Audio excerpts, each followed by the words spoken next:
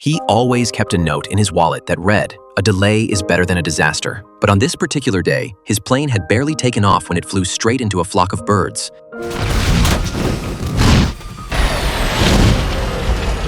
Both engines died instantly, and the aircraft lost all power. The flight attendants signaled everyone to stay calm. Passengers assumed they'd just hit some turbulence, unaware that in the cockpit, a life-or-death battle was unfolding. The captain first attempted to restart the engines, but they wouldn't respond. He immediately activated the auxiliary power unit, took full control of the aircraft, and had his co-pilot grab the emergency checklist to find procedures for dual-engine failure, while radioing the tower to report their situation.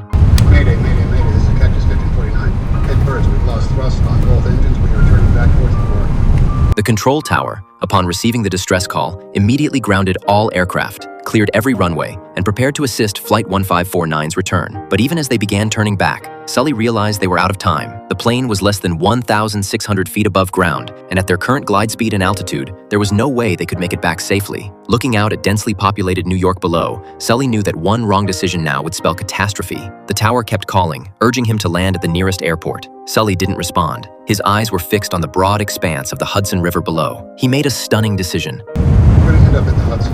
The tower was about to protest when Flight 1549 vanished from radar. Everyone went pale. They knew this wasn't a landing, it was a crash. Water landings had less than a 1% success rate. As the plane continued losing altitude, Sully grabbed the intercom and told passengers to brace for impact. Panic swept through the cabin. Some texted loved ones, others prayed for a safe landing. Sully remained cool and collected, carefully adjusting the plane's angle. He knew that if any part of the aircraft hit the water wrong, it would tear apart. The plane had to touch down perfectly level. It was their only chance. As the ground proximity warnings grew more insistent, the plane hit the Hudson.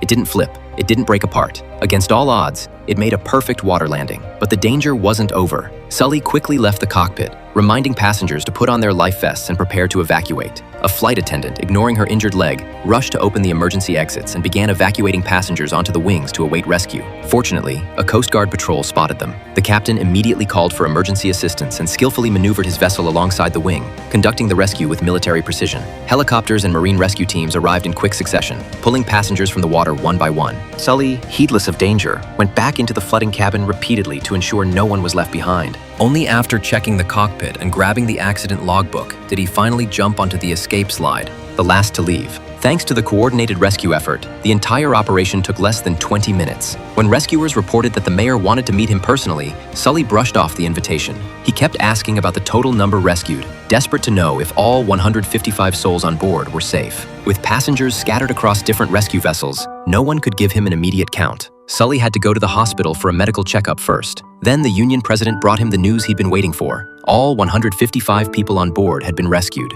The weight finally lifted from Sully's shoulders. From bird strike to safe landing, just 208 seconds. All 155 people alive. Sully had become New York's instant hero. But instead of basking in glory, he found himself facing scrutiny from the National Transportation Safety Board. If you want to know what happened next, follow me. I'll be updating with the next part soon.